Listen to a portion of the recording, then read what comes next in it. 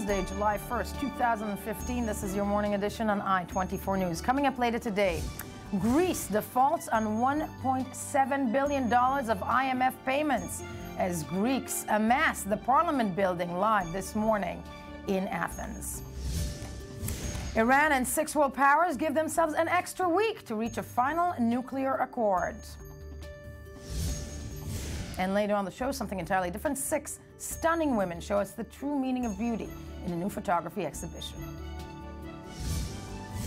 Good morning, I'm Yael Levi, and we begin in Greece this morning, where in a dramatic but widely expected step, Greece formally defaulted on a $1.7 billion payment to the International Monetary Fund early this morning. This essentially makes Greece the first developed country to default to the IMF, an organization of 188 nations that tries to keep the world economy stable. This means Greece will now be cut off from access to IMF sources until the payment is made. Just hours before the deadline expired, Greek Foreign Minister Yanis Varoufakis announced that the country will not be paying the IMF by midnight, as President Alexis Tsipras continued holding last-minute talks with European Commission and senior political figures, reportedly asking for a new 2-year deal from the Eurozone. All the while, Greeks kept forming long lines in front of the country's ATMs, where withdrawals are limited to 60 euros per day. A referendum vote, the next dramatic move, is expected in Greece on Sunday, when the people will go and vote on a referendum whether to agree to a deal or not presented by the creditors. In a surprising turn, or rather sign of the times, an online crowdfunding campaign attempting to save the Greek economy managed to raise over £130,000 yesterday alone. Nice, but not enough. We are joined in studio by the director of the Center pardon me, for European Studies at the Herzliya Interdisciplinary Center, Dr. Estelle Patin. Good morning to you. Morning. By our one and only I-24 News Economy Magazine correspondent, Daniel Roth. Good morning. Good morning. And before we break this down, let's take a look at what was the night that was in Greece as the last-minute attempts to try and save the country from defaulting were transpiring. Let's have a look. Another last-minute lifeline for Greece. The Greek government is reportedly planning to request a new 2-year bailout deal from the Eurozone, just hours ahead of a deadline to repay 1.6 billion euros to the International Monetary Fund. Greek leaders held talks Tuesday over the European Commission's latest proposal for economic reforms, a deal which would free up cash to repay the country's debt. But German Chancellor Angela Merkel was reportedly unaware. The only thing I know is that the last offer I am aware of is the one from last Friday. There is nothing more I can say. Officially, Prime Minister Alexis Tsipras had asked creditors to extend its current bailout program in order to avoid a default. Meanwhile, preparations for the referendum on the European bailout deal are underway in Greece. Ministers under Tsipras expressed their support Tuesday of the Premier's call to vote no.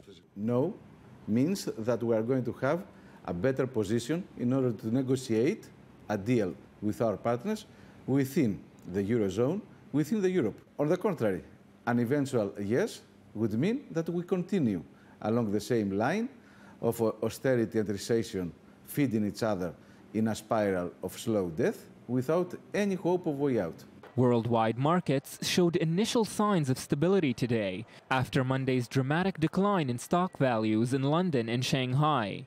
Greece said it will reopen 1,000 bank branches for pensioners, but many senior citizens in Athens say they cannot cope with the limits placed on the amount they can withdraw. And as Greece edges toward bankruptcy, Europe is watching with concern on June 30th, another deadline which will not be met. This would require a move from the Greek government, which President Juncker asked to see before midnight last night. As we speak, this move has not yet been received, registered, and time is now narrowing.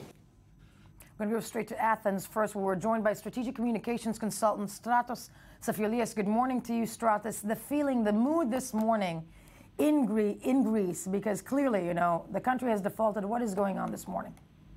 Well, honestly, this whole thing reminds me of this movie Groundhog Day. It's, you wake up in the morning, a situation is desperate, and then there's a glimmer of hope, something. There's a new Eurogroup.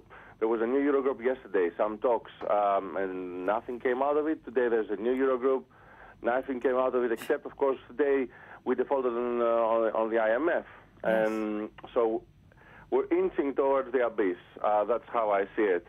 I'll give you, if you want, some good news as well. Please. Within this stark situation. Yesterday there was a great gathering in Challanges Square, and it took place under a torrential rain. You know, everything is bizarre. Everything is bizarre in Greece right now, including the weather. Yesterday it was raining and it was cold, and this is the Greek summer. But as I said, thousands of people were gathered in Challanges Square, and it was a much bigger group of people than the day before. The people yesterday supported to stay in the euro, and I think there's a momentum in this camp. Today, people expect that this camp will poll more than the no camp, and this may put a break in a course that seems to be leading us to a distraction. And as I said before, there is a Eurogroup, so let's also wait to see what comes out of it. There's a Eurogroup. We're looking at live pictures, Stratos, right now from the Parliament building in Athens, Greece, where there is a huge crowd of people. I mean, people are expecting what this morning? Because I'm assuming that until Sunday, not much will happen, right? But is everybody out? I mean, basically out of money. I have to put it in layman's terms. I think there's a lot of frustration. People are disillusioned. This referendum is leading us to a situation where people are getting divided, and there's a big risk. We're talking about 5 more days. And there's a huge risk that people will start turning into each other. It hasn't happened so far, and I hope it does not.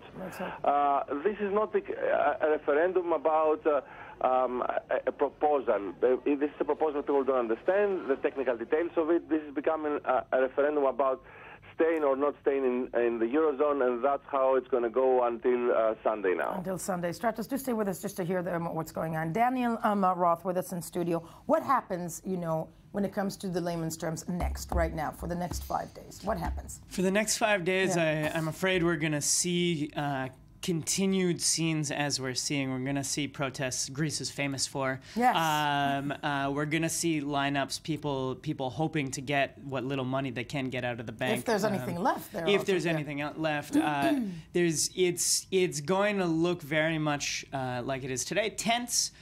People freaking out, to put it again in layman's terms. Right. And a lot of people who are unsure about what's going to happen after Sunday. That's the big thing. There's no clear answer here. There's no clear favorite. There's no clear winning side, no or yes. And so people really don't know what's going to happen. One thing I can say is that Tsipras seems very serious about both following the will of the referendum and closing down his government, stepping down if it doesn't go, if the will of the people is to, in fact, go in for further for further negotiation. You think that he is serious enough to close down his government? It seems like it. It seems if he has to go and ask for more funds and enact more austerity measures.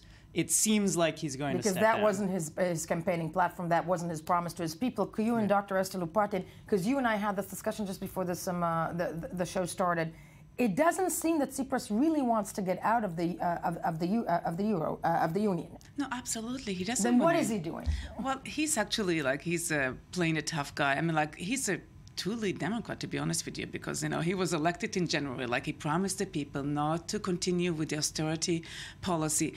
And to some extent, he was right, because his main argument is in the last 5 years, we imposed austerity measures and it didn't work out. It's not working. And when we look at the American, how actually the U.S. deal with the American crisis, I mean, actually they gave more money, in order to keep the economy going. Right. And what the Greeks were doing, it was the vice versa, and it didn't work out. So what he's saying, we need more money. But the austerity measures were also on that's something that the European Union actually, that they demanded that austerity would be imposed or money will not be given. Yeah. unmistaken pretenses. In the last year or so, it's been proven mathematically that austerity measures don't lead to growth. Do not lead to growth. And as we're seeing, not only don't they lead to it, we're looking, just to remind people that people in Greece are out in the streets at the parliament buildings.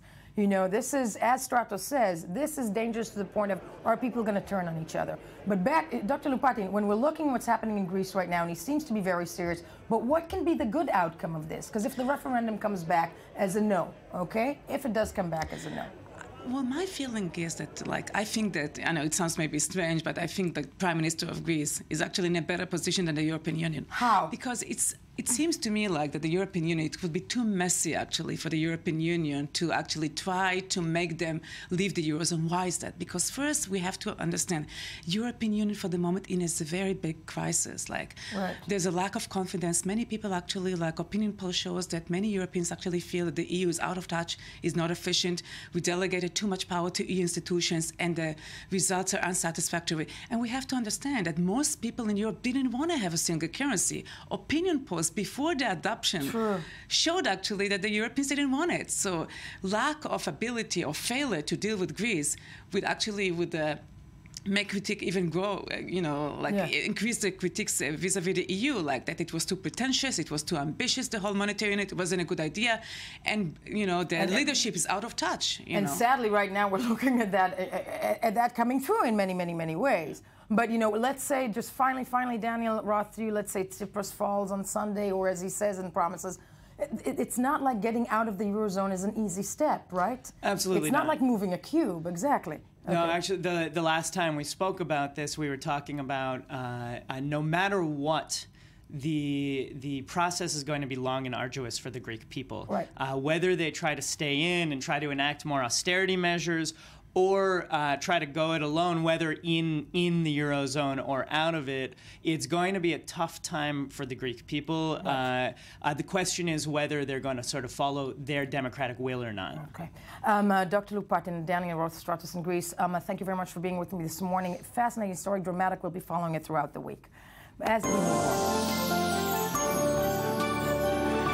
And move along to Vienna, where Iran and the six world powers are still in negotiations, extended from the original June 30th deadline yesterday until July 7th. All parties are feverishly attempting to overcome their disagreements and reach a deal that would end sanctions on Iran in exchange for at least a decade of limitations on the country's nuclear activities. The new deadline will expire just 2 days before the U.S. President Barack Obama has to submit the details to the final accord to Congress in order to make the 30-day review period. Yesterday morning, Iranian Foreign Minister Mohammad Jawad Zarif returned to Vienna after holding consultations in Tehran the previous day by the head of the country's Atomic Energy Committee, a move that infused a measure of optimism to the talks. So what should we expect over the coming week? And we will know that right after the report of the latest from Iran. Take a look, and we'll break it down afterwards. Now it's official, a week-long extension of the Iran nuclear talks with a new target date of July 7th. And the EU's sanctions freeze on Tehran will be extending along with it. Originally, in just a few hours, the deadline to reach a nuclear deal with Iran was to expire. But as the clock ticked in Vienna Tuesday, the tough final negotiations were only the beginning. After 1 day of consultations in Tehran, Iranian Foreign Minister Mohammad Javad Zarif returned in the Austrian capital, bolstered by 2 reinforcements: Ali Akbar Salehi, the head of Iran's Atomic Energy Organization, and Hossein Faridun, an Iranian diplomat and the younger brother of Iranian President Hassan Rouhani. Their arrival signals positive progress, indicating the Iranian regime's seriousness about reaching an agreement. The only agreement that can last and also be acceptable to the Iranian nation is one that is balanced and one that is fair. And I believe that the opposite parties have understood this, that without a good agreement and without the recognition of the rights of the Iranian nation, we will not be able to reach a lasting agreement. Salehi's presence is more than just reassurance. He has been a crucial part of the negotiations since the very beginning and has vast knowledge of the looming agreement and of the Iranian nuclear program and needs. P5+1 negotiators hope he can help accelerate the negotiating process, possibly coming up with creative solutions to the remaining unresolved issues. But as negotiations gain momentum, opponents to the deal, namely Israeli Prime Minister Benjamin Netanyahu, continue to argue the potential agreement is a bad one and that signing it would be a fatal mistake. Islamic State of Iran, the foremost sponsor of international terrorism, should not have access to nuclear weapons. We need a better deal. This deal should not pass. Negotiators acknowledge that they all need to give a final push now, or that the already highly elusive goal could become a thing of the past. Okay, thank you, everybody. Joining us in studio are Dr. Raz Tsimt from the Alliance Center of Iranian Studies at Tel Aviv University. Good morning to you. Good morning. And also the Forum for Regional Thinking. And of course, Channel 10 senior diplomatic correspondent Moav Vardi. Good morning to you. Actually, Dr. Tsimt, I'd like to start with you because I'm quoting again, you living virtually in Iran. When we look at the moves that the Iranian made in the last 48 hours, and that would be Zarif going back to Vienna, Zarif bringing with him his two so-called, senior colleagues that might be gesturing that something... His wife. And his wife. Let us not forget that. Is that a good sign? And his wife. Does that show that within this week, irrespective for a second of what the Americans have to have done by July 9th, does it show that we're looking at a deal this week? I think it's a good sign. Why? I think the fact that Salehi is joining the talks is a good sign. It was quite problematic to continue with the talks without him because he was in charge for quite a while on the technical issues. So I think it will be more convenient to carry out the talks with him. And the fact that, well, if we see that there is not that the talks don't collapse in the next few days, we'll probably be able to know that Khamenei gave him again a mandate to continue with the talks. To continue with the talks, and also the lines that came out of Iran over the course of the last 24 hours seemed quite positive. It was sort of a card, can I call it, not a carte blanche, but kind of the support of the supreme leader to whatever the Iranians are coming with, right? I have to say that following the more radical right-wing media in Iran, it seems to me that even the extreme right in Iran doesn't seem to criticize the nuclear talks as they used to do. So that's a good sign. There are some editorials published by Shariat Madari, for instance, who is a really hardliner in Iran against a nuclear deal. But it seems to me that they realize that Khamenei backs the nuclear talks. Backs the nuclear talks. Moav Vardi, I'm a diplomatic correspondent for Channel 10. I'm looking also at the American president all of a sudden yesterday coming out with what sounds as almost of a threat. And it's hard for us to gauge what's really happening in those talks. When Obama says, my hope is that they can achieve an agreement, but my instructions to them have been extremely clear. Framework agreement was established at Lausanne, was good, but Obama yesterday essentially threatening he's about to walk out. Yes. What do we know, if anything? You know, back to the year 2000, I guess it was in Camp David, when Arafat and Prime Minister Barak negotiated an agreement with the Palestinians, and then we call it in Hebrew the suitcase drill, that everyone says, okay, I'm packing and I'm going home. You know, when Arafat says, oh, if it's not going to be there, I'm done, and Barak said, I'm done, I'm going home. And, you know, looking back, it was just a facade that everyone tried to gain more from the negotiation a minute before it last. So I think suitcase drill. No, I'm like suitcase drill. So I think that we should look at it very carefully, not to take Obama and Rouhani by its words, by it subtext, I would say. Exactly. The subtext is we really need to achieve an agreement. Now, we are not willing to give up all our interests, all the things that we signed up in Lausanne 3 months ago. Now you see Rouhani saying, if we are not getting a deal, we will come again back to enrich uranium and to a full nuclear program. You see Obama saying, if I don't have the inspections I want, I'm walking out, and sanctions are back. Yeah. But me and Raz just spoke about it outside the studio that. The interest, we should look at the interest, and the interest both of the Obama administration and the Rouhani regime in Tehran, led by Khamenei, which is give the final calls. Agreement is now needed for both sides. So we should look at the subtext. We should look at any compromise given. And if you look at the words, the little words, you can see that, for instance, in terms of inspection, You see, Khamenei is saying no inspection will be granted here for, potential military dimension sites. And you see Obama say inspection is a very... So they find the words. It will be a controlled access to the sites, so it's not full inspection, and then Khamenei can say, okay, I didn't grant full inspection. Obama say, I can access whenever I want, and they find a solution. I think, as much as I know, a major problem is the pace and the scope of sanction relief, because in this case, Khamenei, and I would like to hear what Razab has to say about it. Needs those sanctions lifted immediately. This is a primary goal of the Iranian regime, to lift the sanction regime and to give a little bit of oxygen to the economy that's struggling, for the public in Iran, not for Khamenei, for the public in Iran. And for the West, it's not so simple to lift all the sanctions right away up front.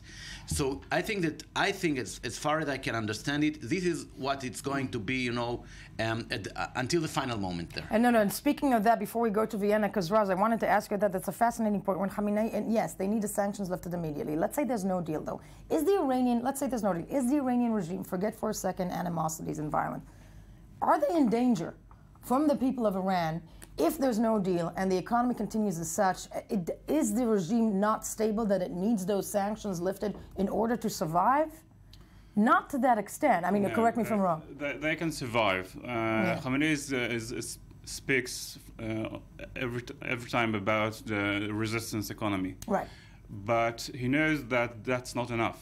It can survive. And we have to remember that during the last 2 years, mostly because of the relaxation of the sanctions, the economic situation became better. Rouhani's more responsible economic policy, unlike Ahmadinejad, also managed to improve the economic condition. So they can survive.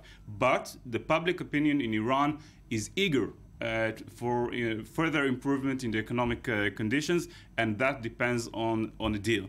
And Khamenei realized that. Speaking of that deal, let's go straight now to Vienna, where Eli Hohenberg, I-24 News reporter, is standing by. As we know, there is a week now that has been extended for a possible deal by all sides. But what is expected today in the next coming days, and what do we know? Well, yeah, so as you said, we have a new target date, and in the meantime, the negotiations are gaining momentum, and as it seems for now, they're heading in the right direction. So yesterday was a very busy day here in Vienna, as Iranian Foreign Minister Mohammad Javad Zarif arrived back in the city after his one-day visit in Tehran with two high-ranking Iranian officials, Ali Akbar Salehi, the head of the Iranian Atomic Energy Organization, and with the little brother of President Hassan Rouhani, and also an Iranian diplomat, Hussein Fadayoun, and both of them really signals the willingness and seriousness of the Iranian regime to reach an agreement. So Zarif met yesterday with the U.S. Secretary of State, following that with the Russian Foreign Minister Sergei Lavrov, that also joined the negotiations yesterday, and ended with a meeting with the IAEA's Director General Yukiya Amano. And meanwhile, Salehi, who is a real asset to the negotiations at this point because of his vast knowledge on the specific agreement and on the Iranian nuclear program and needs, he met with the U.S. Energy Minister Ernest Moniz to discuss the technicalities of the deal, and the P5+1 negotiators hope that he can maybe come up with some creative ideas, creative solutions to the remaining unresolved issues. But maybe more importantly is the statement of Lavrov after his meeting with Kerry yesterday, as he said that there is some serious progress has been made, and that's now they're only discussing procedural issues. So if we're adding all of these and some reports of certain understandings on crucial key point issues, we can definitely see that the directions, that the negotiations for now are heading in the right direction. Are heading towards a deal, so to speak. Thank you very much, Ellie. In the right direction for some, not so much so for Israel, so to speak, which moves the discussion back to us for a minute. Actually, Dr. Sim, I'm going to start with you. Let's say there is a deal. Middle East wakes up to, the morning after, it's a new Middle East. Where does it put the shape and form of both Iran and Israel on that map in that morning after? I think Iran won't change its regional policy. Regional policy is affected mainly by its national interest. That won't change. I think it will change the situation in a way that especially the Gulf states are going to be more concerned of Iran. But I will more concerned in mind or in action? That's what I'm wondering. Both in action and in mind. We know that Saudi Arabia is already very concerned of Iran before it has become a threshold state. So that will affect. But I don't think Iran will now start to send much more military equipment or much more military personnel to Iraq or Syria. It has done so already. And the problems Iran is facing in the region do not concern economic issues. So yes, it will improve its regional situation as well. But I think that this will not be the main change we'll see. That we will look at. Q in Mu'avar, the diplomatic correspondent of Channel 10. Okay, we have been hearing the Israeli Prime Minister over the course of the last several days sounding concerned. To me, correct me if I'm wrong, not as much so. I was expecting to hear more from him. And what is these... Really? But, I know. But no, he never stops speaking about that. I know, but we are like the clock is ticking. It's ticking, ticking, ticking. What is the next day phase? Do they have a plan within the Israeli administration up there in Jerusalem of their reaction the day after a deal, other than wagging the finger? No, I don't think that you're giving the thought of a military option of Israel. I don't think this is something viable right now. This is something doable. Not only because of military problems or operational problems, mainly because it's against the international community agreement with Iran. It's like going on launch attack on on a friendly state of the international community. I think this is out of the question right now. I think that Prime Minister Netanyahu and his current government is not able to do much about it. That's the thing. What can they do then? They can only be Prime Minister Netanyahu is being criticized as being the no-no guy, as being saying everything is bad, he's a bad deal. I think that in a sense this is his role, to be the nair, to be the naysayer. What do I mean? I mean that maybe the deal is going to be constructed in some positive way, due to naysaying in the past 2 years. This is the Israeli Prime Minister job to say it's bad in order to move the international community the line a little bit. So better. I think in that sense, Prime Minister Netanyahu and his government going to be the naysayer all over again after the deal is being signed, in order to verify that the Iranians are not deceiving and are not breaching the agreement, and to following what Raz just said, to make sure that the economical relief is not translated into more powerful military actions in the region. And speaking of which, really quickly, also joining us from Vienna is the Managing Director for Press and Strategy of the Israel Project, the people who are there to say no. In Vienna, you are there to basically, let's face it, help push the Israeli line. But in that sense, Omri Stern, you are the Managing Director. Who are you speaking with in Vienna to try and, quote unquote, I'm going to simplify this, stop this deal? Well, it's not the naysayer line, and it's certainly not the Israeli line. It's the line that's being taken more and more by members of Congress, Republicans and Democrats. And what do we do here at Vienna is we make sure that the journalists that are here understand that the deal that's shaping up is not the deal that the Obama administration originally told Congress and Americans and journalists they were going to bring home. There were all kinds of restrictions originally that were supposed to get built into the deal that simply aren't there anymore. No, and I want to thank you for joining us from Vienna. Sadly, all the time we have, as we see, that it's a fight over public opinion and much more. We'll be following it throughout the week. When we get back, ISIS. More news on that front. First, the news. Stay with us.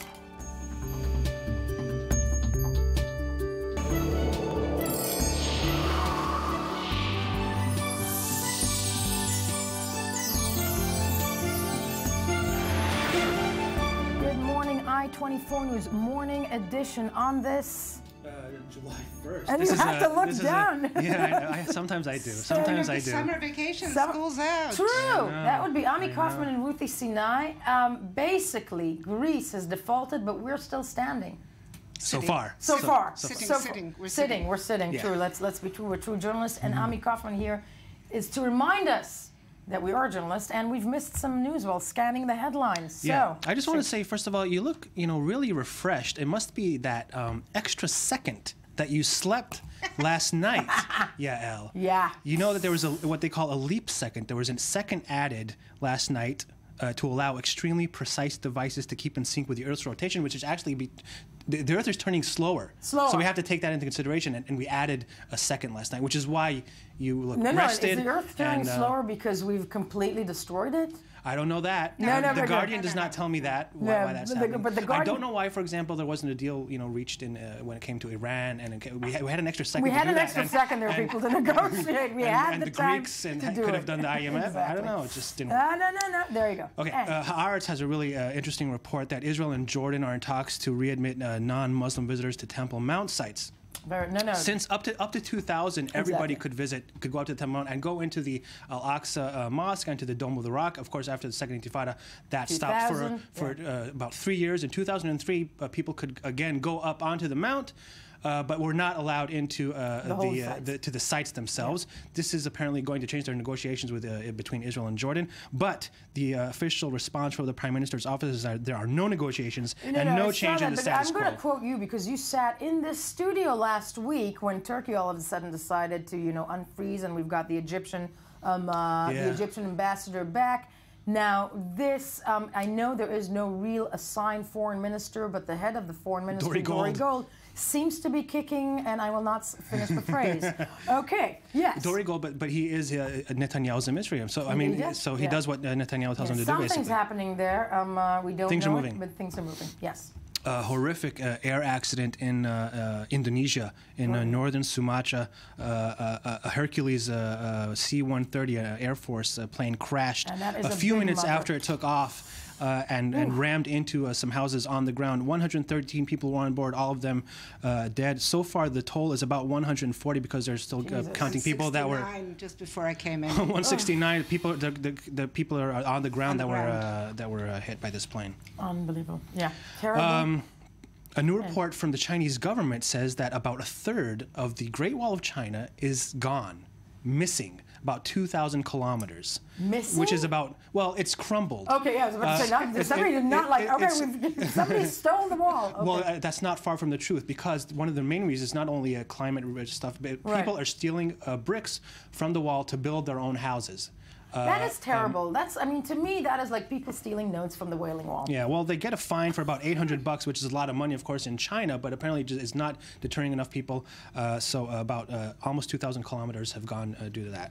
Yeah, sad. Yes. Europe, we're going to hear a lot about this. There's a heat wave going on, and this is very disconcerting because if you remember in 2003, there were about 20,000 people that died in that heat wave, mostly elderly people in France and other places. French Ecology Minister Ségolène Royal has called on those in charge of air-conditioned public spaces like libraries and cinemas and malls to just let people in if they want to, if they feel hot and come inside. To me, I'm looking at that because the heat wave in Europe and people can chime in and say whatever they want about global warming, but I think the weather can always spell something different. They're not prepared, by the way. They don't have a lot of air-conditioned places like we do here in Israel. Like we do in the Middle East, and that said, always when there's winter in the Middle East, and sometimes it's slightly harder, I always feel that the Middle East is not prepared for winter. Case in point, that Europe is not prepared for summer. Right. Yes. And Wimbledon's really suffering too. Yes. And the women aren't playing. I think. Interesting. The women aren't playing, but the men are. Yeah. I didn't know. Yeah. There we go. And off to the States. As we talked about this yesterday, Chris Christie announced that he is running for president from the Republican Party. It's the elections that keep on giving. I just love these elections. We have his announcement. Let's see a few seconds from his announcement Chris yesterday. Christie. America is tired of hand-wringing and indecisiveness and weakness in the Oval Office. We need to have strength and decision-making and authority back in the Oval Office, and that is why today I am proud to announce my candidacy for the Republican nomination for President of the United States of America. Number 14, but wait. I'm sorry, because I have got to do an impression of his children. I can't. Listen, I have to do an impression of his children because the kids are standing behind and they want to bury themselves. Yeah, they look don't at that. look The too kids, happy. Christie's kids are just, oh God, Dad. I think they're kind of tired. First of all, he walked around, he paced around the stage for about 30 minutes. He didn't read from his speech, he just ad-libbed it. And by the way, look at this. He talked about himself mostly again. We talked about this yesterday. There's a reason why Chris Christie is talking mostly about himself. That's because his track record is horrible, in New Jersey. He has nothing to show. For somebody who wants to run, track record should be better. It was a joke. Okay, it took me a while. It took us a second. I mean, like what? No, it's Chris Christie track record. Horrible. Okay. But it's guts. And what a fall from grace. I mean, in his first term as governor, he was the man. I mean, Republicans wanted him to run. Because what was the next? And then the second term. Sandy. It was Sandy. It was Sandy and how he handled Sandy. And that famous picture when he's hugging Obama after Sandy. And then, you know, that has all changed. Then it all changed, and this is the money George wrangling. Washington bridge that he... But it's just, I gotta say, it takes guts, it takes chutzpah, as we say where we're sitting. That's true. It takes chutzpah to run with that type of track record. Still, I feel for the kids. I feel for the kids. If Trump can do it, why can't anybody can. Let's run, Ami. Okay, let's these last two items from Sudan. We have some news that the UN Security Council is extending the Darfur peacekeeping mission. 300,000 people were killed in that conflict. 2.5 million were displaced.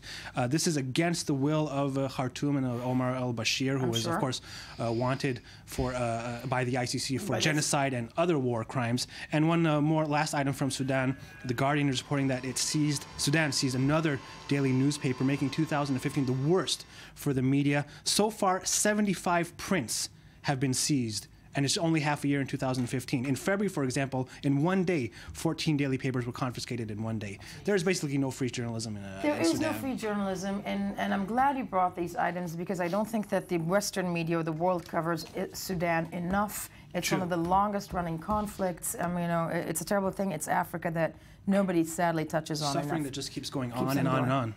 Thank you, Ami, locked in studio with us. There we go. Along because there is not a day in the world, not just the Middle East, without ISIS. The Syrian Observatory for Human Rights reported yesterday that Islamic State militants beheaded 2 Syrian women who were accused of sorcery and witchcraft. Yes, that is what they were accused of. While they accused of sorcery and witchcraft. Essentially, what we were seeing in Syria and Iraq over the course of the last several months and over the course of the last several years, these horrific and brutal incidents carried out by ISIS. Before we break this down, take a look at the following report and then discuss.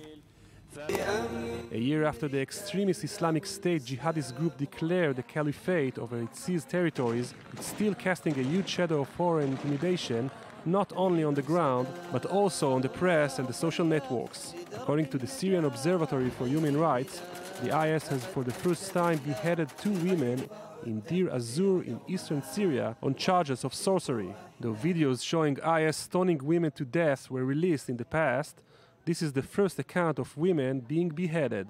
According to the Pentagon, the militant group has lost a quarter of its land it controlled at the height of its expansion. Perhaps one of the biggest challenges the West faces in this battle is to fight IS's image. British Prime Minister David Cameron talked about this issue Monday. For this is not the war between Islam and the West, which ISIL want people to believe. It is a generational struggle between a minority of extremists who want hatred to flourish and the rest of us who want freedom to prosper. And together, we will prevail. Meanwhile, a French prosecutor confirmed Tuesday that the man who beheaded his boss and tried to explode a gas factory in Lyon last weekend was motivated by and linked to the IS in Syria. We can note that this corresponds exactly to the instructions given by Daesh, which regularly calls for terrorism acts to be committed in France, and more precisely, to slit the throats of unbelievers. A year ago, Ihsan el-Shemari, a professor of political science at Baghdad University, said the declaration of caliphate was suicide for the Islamic State, since the Islamic world would reject its theories and methods. But now it seems the Islamic State has won at least one victory, a psychological one. Joined in studio by Ruthie Sinai, as we said before, but we are also going straight to London, where we are joined by Quilliam Institute researcher Charlie Winter. Charlie, good morning to you.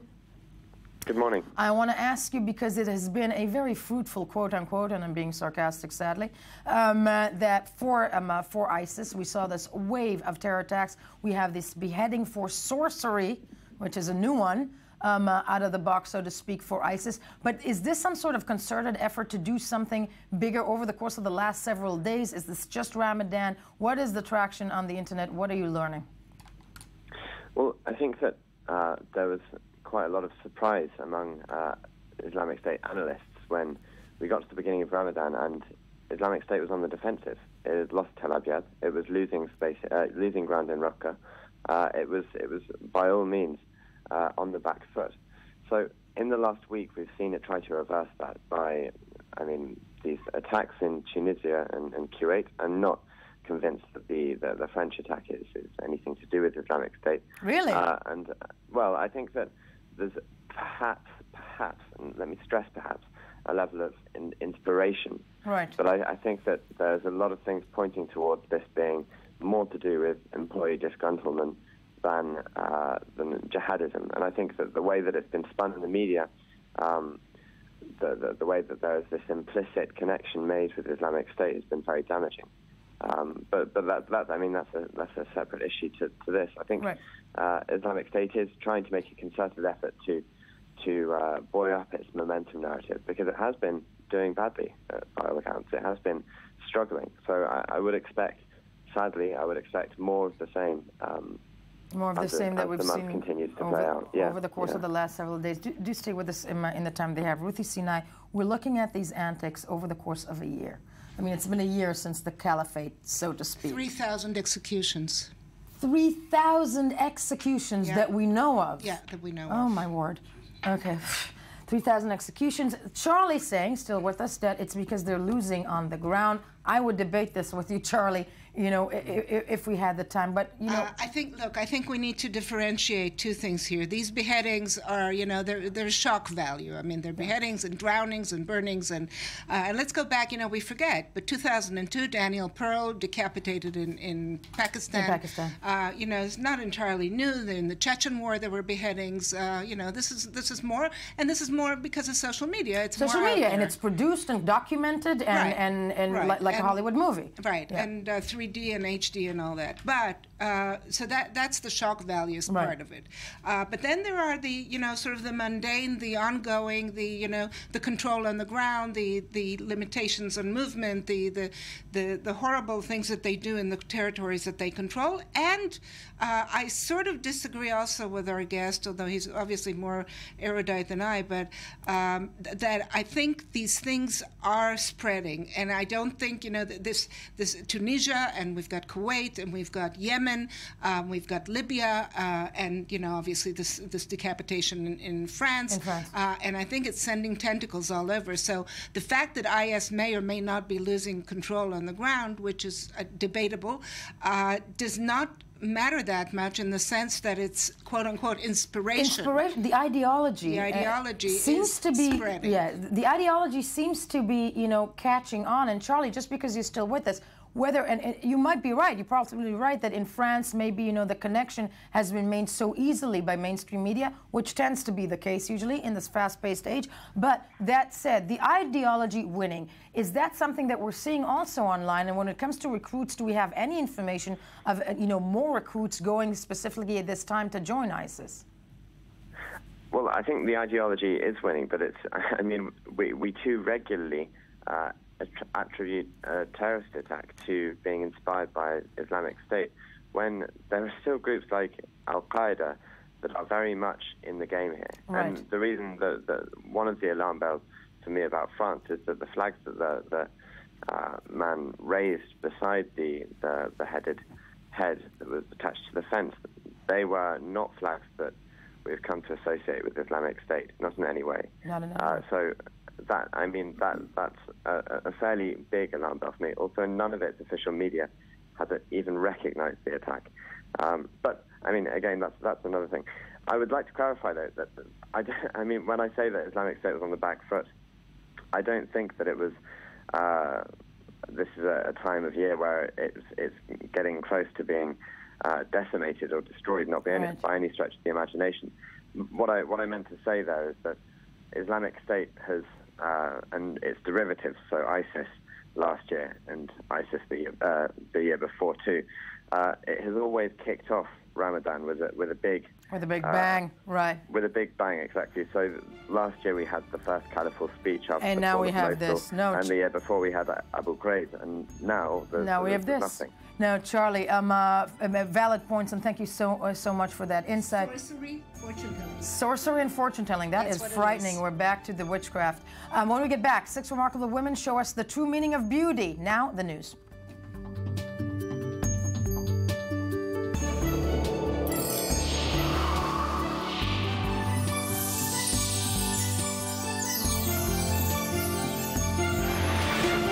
I-24 News Morning Edition on this July 1st, 2015. Greece may be falling apart, but women rule, and I will explain in a minute what that means. We are moving straight to our next topic. 10 women, each with her own powerful and inspirational life story, join forces together in a new exhibition titled Living Large, in which they are photographed in the nude. But these women do not conform to today's conventional beauty notions. Rather, they are much more reminiscent of the Renaissance female ideal. These models see their voluptuous bodies as a symbol of beauty and strength, I'm loving this, and hope to encourage other women and young girls to learn their true worth, which is, of course, unrelated to the size of their bodies. I'm very happy to be joined in studio by Michal Greenwald. Hi. Good morning. Good morning, Yael. Good morning to you and too. with us also Shachar Peled, just to introduce, because it's female power segment, okay? Absolutely. Now, but Michal Greenwald is from the development and casting of Living Large.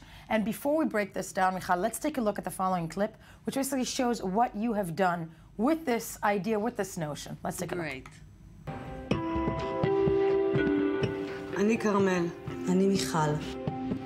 אני רעות. אני לירז. אני לילך. אני טל. מאז שאני זוכרת את עצמי נולדתי שמנה. קשה לי עם המילה שמנה. זה לא תיאור, זה כללה.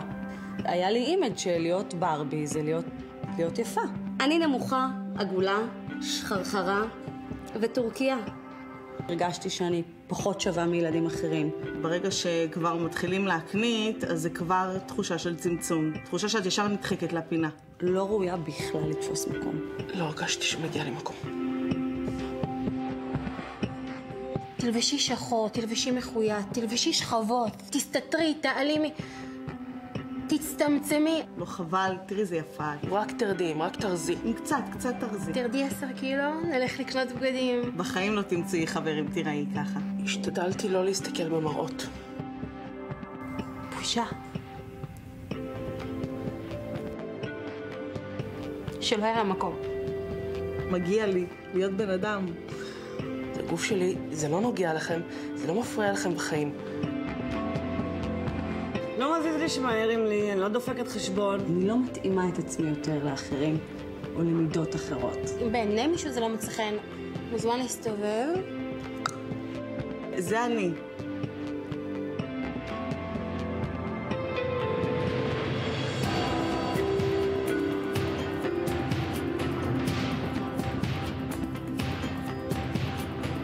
זה שאני שמנה, זה לא מפחית מהיופי. אני יפה, אני סקסית, אני שופעת, יש לי כימורים. יש לי על מה לתפוס מעצמי ולתפוס מקום. First of all, Michal Greenwald, I want to applaud you. No, I want to applaud you because I think in this day and age, you know, where it is so, it's always hard to be a woman, okay? Yeah. But growing, first of all, let's begin with me applauding you. I'll get into everything else in a second. How did this come about? Why did you start this campaign? Well, first of all, thank you for the compliments. It's very exciting to see the clips. And I applaud all the women that participated and had the courage to take a nude photograph. Yeah, it was very courageous of them. And I'm very excited. This whole project started by me when I was a teenager. I had eating disorders.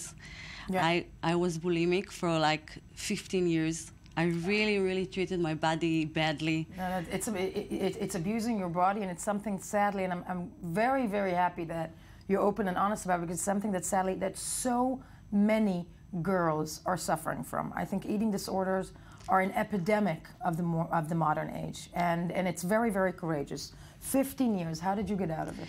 Well, I went to therapy, and I worked with myself, talked to myself. I got a lot of counseling and help from the outside, from my supporting family.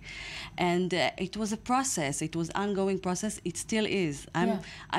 No, it's a battle for life. It's a battle for life. Sure, for sure. I mean, I have curves, I have this voluptuous kind of body, and I always felt like I'm not okay because I'm not a size 0, because I'm not what the magazine showing us, because I'm not a model, and I try to be like everybody else. I wanted to be perfect. Yeah, you know what they expect perfect to be. What they expect perfect to be, which obviously. What I found out in this amazing project, not necessarily. Beauty comes in all sizes, in all periods. Yeah. And for me, it's very emotional. Yesterday was the great opening, the exhibition of the photos. Right. It was amazing. I want to say that we're looking at this, it just passed, but there was the first photo was of you. Sitting. Of you sitting. And first of all, listen, the pictures are beautiful. They do look like Renaissance or Rembrandt. They look like paintings. They look like paintings. This is beautiful. Yeah. That is you. That is, I forget courageous. It's just beautiful. You are beautiful. Thank you. No, completely. And beyond that, the composition is amazing. The reaction to this clip and the reaction to the project. You said to me before that just that clip, how many people have viewed it? 1 million views in Israel only during a week. 1 million, and I'm sure that every day more and more people are writing to me in Facebook, Twitter, Instagram.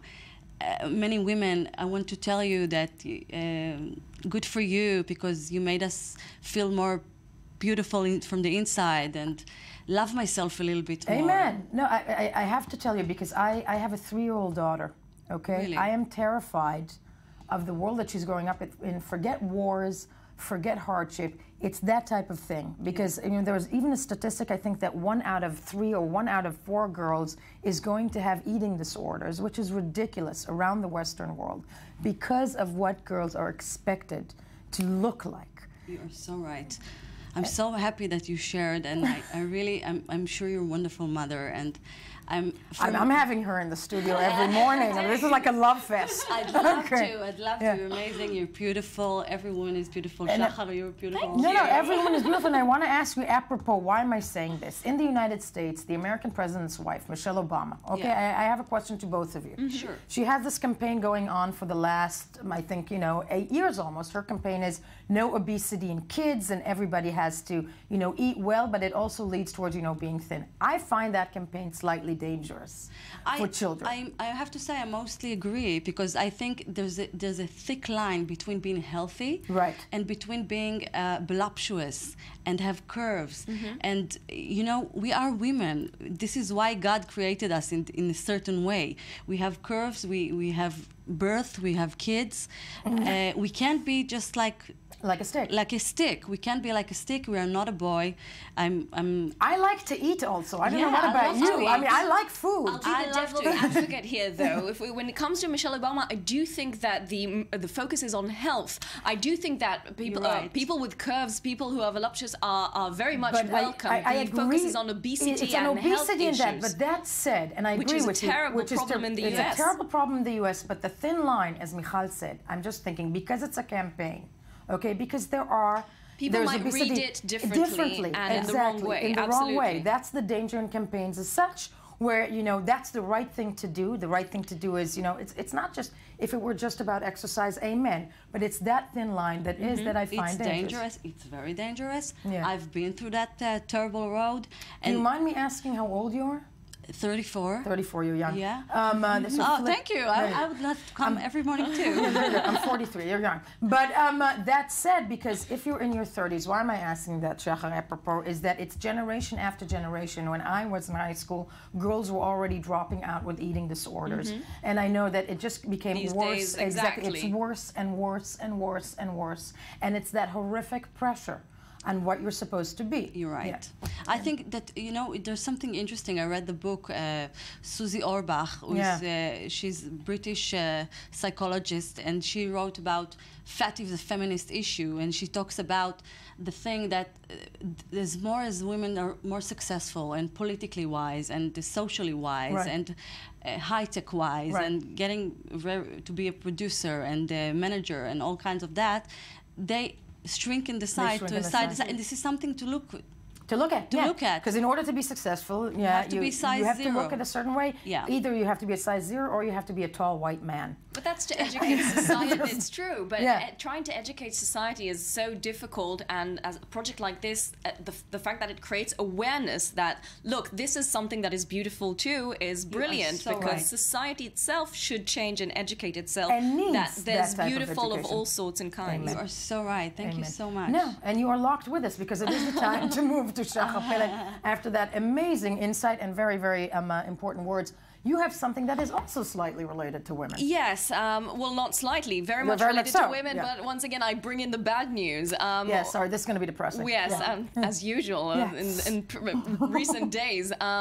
Well, if we're taking a look at abortions and the right for abortion, it has been in dispute for centuries. A very controversial, a very debatable issue, but it's reality. Abortions are taking place all over the world, and in some places, been always illegally. Illegally. Let's have a look at the report.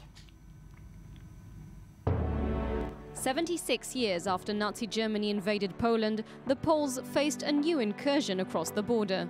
Using the latest technology, a group of pro-abortion activists sent a drone carrying abortion pills into Polish territory. Poland is one of the few countries within Europe, like Ireland and Malta, and Poland are the only 3 countries where abortion is still very restricted. After safely landing, 2 Polish women swallowed some of the pills. While Polish authorities remained silent on the operation, in Germany, where abortion is legal, police intervened, confiscated the controllers of the drone and pressed charges. Recently, they made a statement that actually it was legal to fly the drone over the border.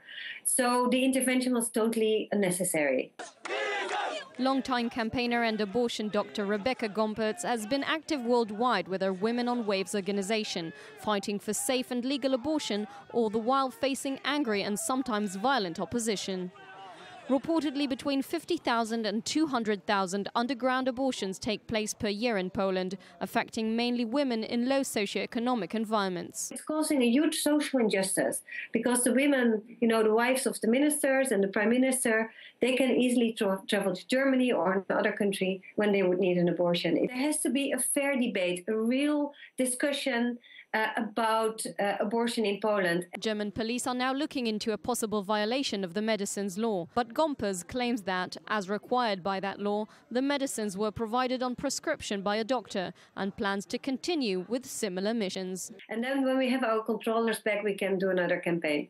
We can fly the drone to other places with abortion pills where they need it.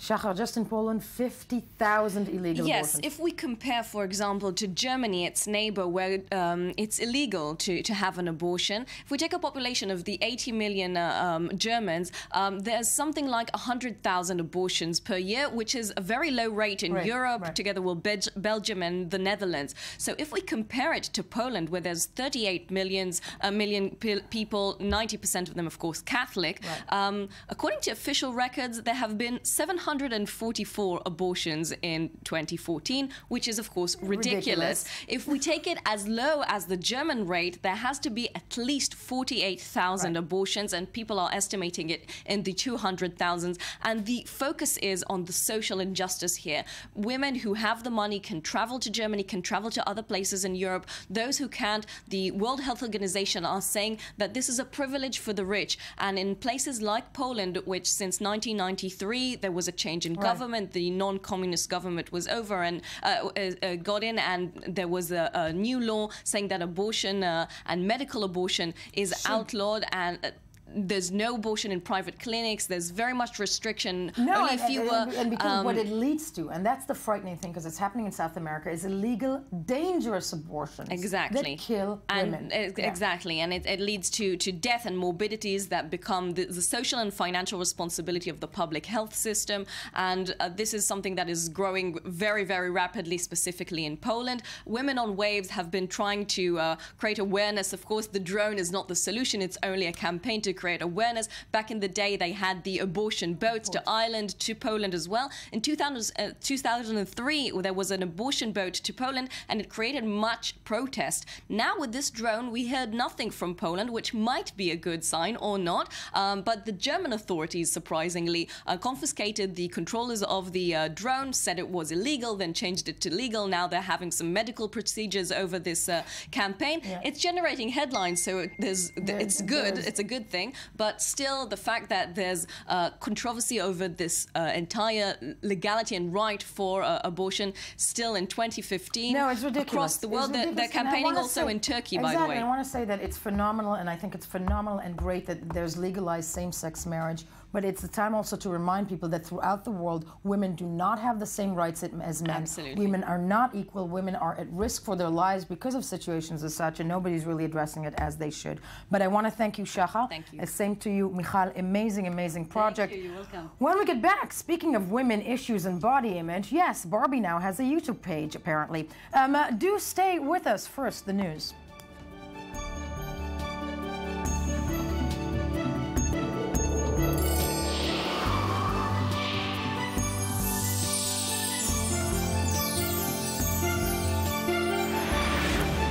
California's Morning Edition on this July 1st, 2015. I know this because Ami Kaufman, who's sitting in the studio, told me that. Trust me. I know, you've got my back, my wingman. That's right. You're my wingman, exactly. Terrible movie. But who cares about Ami Kaufman? Because Shai Ringel is here. And I made you laugh. I'm going to make you cry soon because of the Tube magazine. After we had this whole segment about women empowerment. Yeah. Barbie's a blogger? Yeah, okay. Barbie's a vlogger. That is, okay, I boo. Yeah. Barbie, why? Barbie, Mattel is really trying to push Barbie into the 21st century because Barbie is old, and you can see on Barbie that she's old. You can? Yeah. How can you see on Barbie that she's old? Not because of, you can see that nobody cares anymore. Nobody cares. But Mattel is really doing all they can. We talked about they gave her private parts. I'm kidding. No, not yet. But we did talk about the Barbie that that is connected to the internet and can talk to you. Yes. You remember that freaky Barbie thing? That freaky, awful thing? So thing. now they're trying to bring her some personality and make her a vlogger. Now, now, YouTube vloggers are big these days around teenagers. I did not Teenagers really, really love to watch vloggers, and now they try to take that. It's like a video blog. I'm just explaining to people my age, vloggers. Yes. Yeah. Okay. We have a clip of Barbie. Of Barbie vlogging. Yeah. Oh, yippee. Let's have a look. Hi. Okay, let's see. Where should I start? My name is Barbie Roberts. I have 3 sisters, and we live in Los Angeles. Well, Malibu. But I'm originally from Wisconsin. We moved here when I was 8 years old. My parents are both writers, and they just really loved the idea of raising their kids by the beach. But we still go back to Wisconsin every single year for the holidays, so I feel like we get the best of both worlds. I get to surf, and I get to snowboard. My friends and I just really love sharing new ideas, new music, favorite movies, videos, tips on personal style. So my sister Skipper wanted me to start this vlog. Ta-da! My first post. Introducing myself. Here are 10 things you may or may not have known about me. My 2 favorite classes in school, science and English. I love reading and I love experimenting. I've always just been curious about things. Okay, first of all, yes, don't worry, Shai, we're gonna kill this. Yes, yeah, Barbie should not be vlogging. They try to give her some personality and to make her a little bit quirky. And what's interesting about it is that it's a perfect imitation of like every vlogger out there, and really? it's terrible. Yeah. Well, first of all, I've got an issue. Yeah, I mean, you're horrified. Even the pressing the camera thing on the with the. It's just no, an imitation. and not only that, if I were, and I'm about, images for girls and whatnot, and why Barbie, who, by the way, tons of girls, I'm the first to admit, I had 52 Barbies. I was a sick person, you remember this. Yeah. I had 52 Barbies, I had the whole shebang. You had a Barbie dollhouse. A dollhouse and a horse and a car and whatnot. And not that we had money. But basically, it's the image that Barbie, I think, projects that I have a problem with. And, if I were to grow up like Barbie, this show would look like this. So shy. I mean, you don't, but I like science. And English is fun, so no. I'm ashamed to say my kids, they have Barbies. They have still Barbies, like it. They still like that doll. I don't know what the deal is. They love they love it, and it's because they see it, I think, in every corner. Now they see it on YouTube as well. Yeah. And no, not every girl is blonde. No. There we go. And tiny and thin like no waist. Boo. Okay, we killed it. Moving on. Okay, let's go to Uber. Yeah, I don't know if you talked about it on the show, but over the weekend, Uber had a little bit of problems in France. Yeah, right. As taxi drivers closed. Ami Coffin was the man to break that news. Courtney Love was in trouble. Exactly. Yeah, Courtney Love was in trouble. Taxi drivers shut down the roads to airports and burned down almost everything they saw. I love it. To protest Uber. Now the French government is going after Uber itself. Yesterday, they arrested 2 Uber managers in France. Okay. One of them, we're going to say his name. One of them, it's Thimbao Simphal. That's the general manager, Thimbao Simphal. Of Uber? Of Uber. Oh, Uber wow. France. Uber France. Uber France, yeah. That's his name. Thimbao. Wow. Thimbao. Catchy. Yeah. No, Thimbao Simphal. Simphal. Okay. He was arrested. The general manager of Uber in France was arrested for operating an illegal taxi service. Wow. Because it is. It is. It's kind of. Yeah. What Uber is doing in France and in England and in a lot of places they go in Europe is that where there's big regulations on taxi, there's a regulation on you stopping a taxi with your hand. So you can't stop Uber with your hand. You can only do it with your phone. That's the legal binding of Uber. You can't whistle. You can't just go over the street and stop hail at a taxi driver. First, I want to stop you guys for a second because you do not want to hail the Uber. You don't want to. Okay, I think I got that. Hail the Uber. Hail the Uber. Okay. Yeah. So yeah. So Uber is in a lot of problem in France. Some countries wanted Uber to come and lower prices. But in France, there's a big problem because taxi drivers already paid for license and fees, where Uber drivers don't have to pay for anything. Really? Yeah. Anywhere in or just be part of the service. Because they don't consider themselves as taxi drivers. That's the problem. They are just drivers. They're just drivers. Uber drivers. Just drivers that they can take money from you. That's why you can't pay That's awful. cash. I just translated Uber driver in my head into German, and it doesn't sound good. I said Uberfahrer. Okay. Yes. You can't pay cash to an Uber driver. You can only pay him credit card to Uber, and Uber will pay salary. So Uber are saying, we just have employees out there. Really. We pay them money and they drive around. That's it. And the French government decided they'll go after Uber. I love it. Until they pay it's like the FIFA of Uber. Yeah. It's the FIFA of scandal, right? It's a scandal. Yeah. It's the FIFA of Uber, but I don't care. They got Courtney Love to tweet about it from France. That is phenomenal. She wanted Francois Hollande to physically come and save her from the cab. Yeah, I mean, gotta love the French.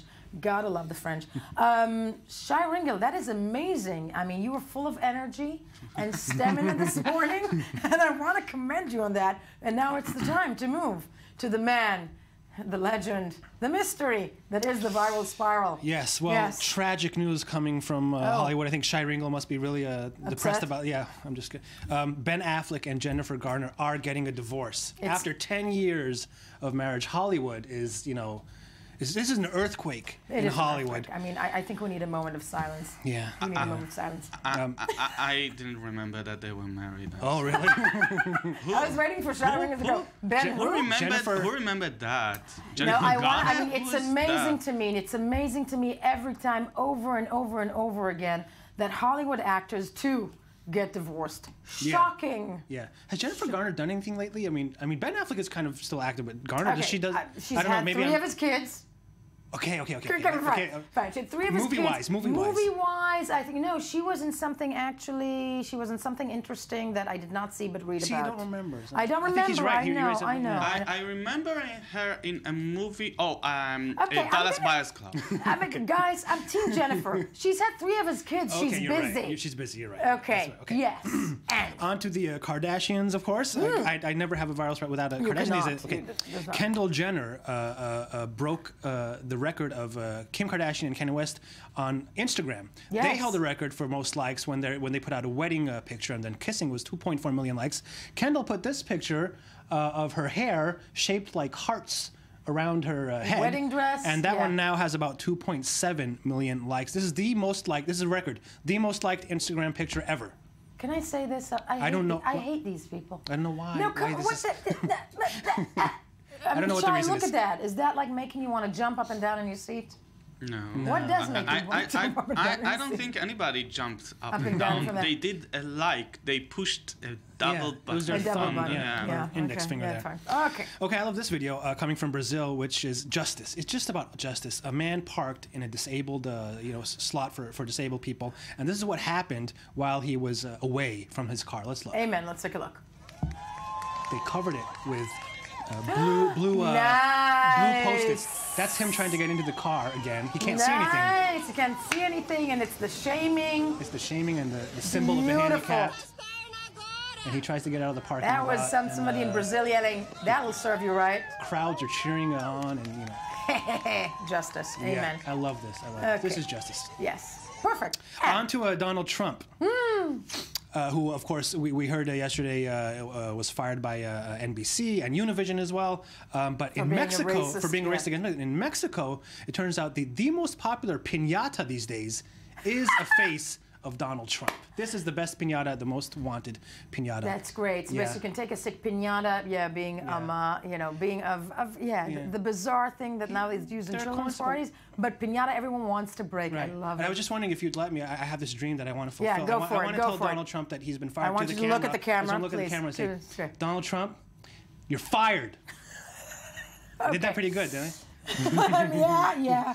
We don't know him, yes. We don't know him. But okay, yes, not related to us. It was Gay Pride weekend over the weekend, and there's a video that is totally viral about a cop, with a cop who did some really hot dancing moves. I heard Let's about check this out. This is, because it was monumental, because it was the week that was, the monument. There we go. That's a cop in the Gay Pride parade in only New York. He is going for it. Only in New York. He had some fun. Nice. And then he's like, I'll dance with you, just don't kiss me. Yeah. Okay, but very good. Is it a cop or is it one of those men who then take their clothes off? No, this is a real cop. This is a real cop. And the I'm guy loving put a it. sticker on him. Shai, take it away. Do the same thing now. I'm sorry. Okay. Okay. We have time for some more? Yes, we do. Okay, yes, this is from we do. Gawker. I love you. You know that. Yes. NASA has so many objects up in space. I don't know, but this one took a picture of a dwarf planet called Ceres, and there are 2 crazy things that are happening on this slide. There's a dwarf. This is a dwarf planet. It's called Ceres. Now there are 2 amazing developments. There are weird lights, 2 lights coming off of this planet, and there's a 3-mile-high pyramid on the planet that they found and they photographed. Nobody knows what this is and how it happened. Lights and a pyramid. Amen. From far away. From the dwarf. You know what it's saying? Yael. Come. No, this is good. There's a dwarf. After the show, just hop After the show, just like, we're waiting for you. A dwarf and a pyramid. Do we think it's real? I mean, it's Gawker at the end of the day. It's real. This is being covered by all over the media. This not got LA Times, Time Magazine. Everybody's talking about this. A pyramid. Well, it's not exactly a pyramid, but it's a 3-mile-high mountain on a relatively flat surface. Suddenly, there's just a mountain up there, and these lights. Nobody knows what the lights. We're home. We're home. Maybe ET is there. I don't know. E.T.'s home. It does look a little bit like E.T., but I think it's very optimistic given what's going on this planet. There might be somewhere to run to. Yeah. Okay, there's that. It might just take 5,000 years to get there. Bingo! Okay, and what else? In Japan, there was a funeral for a cat, the most popular cat in Japan, called Tama. 3,000 people came to his funeral. He was famous because he was the station master of a station in Japan from 2007, station that nobody came to. And they say, okay, let's put this cat and put him on a pedestal with a hat, looking like a superintendent of a station. And people started flocking to this station and saved it because nobody was coming, was losing money, and suddenly he was. Okay, I have to do the subtext in the mind, in the cat's mind. Somebody help me! They've glued my feet to the table. Yeah, it's. I mean, come on. At least he's dead now. No, that is the look of people. Save me. He died at the ripe age of 16. He was there from 2007. Because That's a long glued time. him to the table. Well, I don't know if they glued him to the I table. hope not. I mean, how do you, I have cats. How do you keep a cat like that? He likes the job. He was very loyal to the position. Dude, it's a cat. They're not loyal. I don't Cats know. don't care. Come on, that's what we like about Tama cats. the cat. They have personality. No, but it is amazing. It's a very cute picture. I mean, there's something about Asia that disturbs me, what they do to the cats. Look at that. 3,000 people came to his funeral. 3,000 people. 3,000 people Shinto came to funeral. Shintos. Yeah, Shinto funeral wow, for Tama and the cat. Saved, yeah. And one last video if we have time. Yes, we do have time. Okay, this, if surfing wasn't hard enough, as we can see, this is a couple that did some gymnastics on a surfboard. Let's check it out. Viral video. Let's check it. Viral. Amen.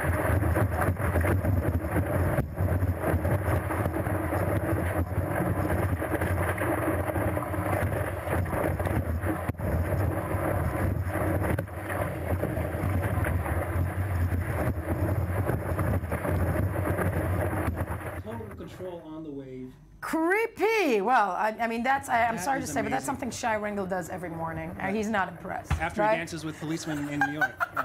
No? Okay, that was all the time that we have. But I-24 News Morning Edition, where freaky stuff like dead cats happen. Do stay with us and check us out. Facebook, Twitter, all the social networks. Tune in tomorrow morning. And now the news. Thank you.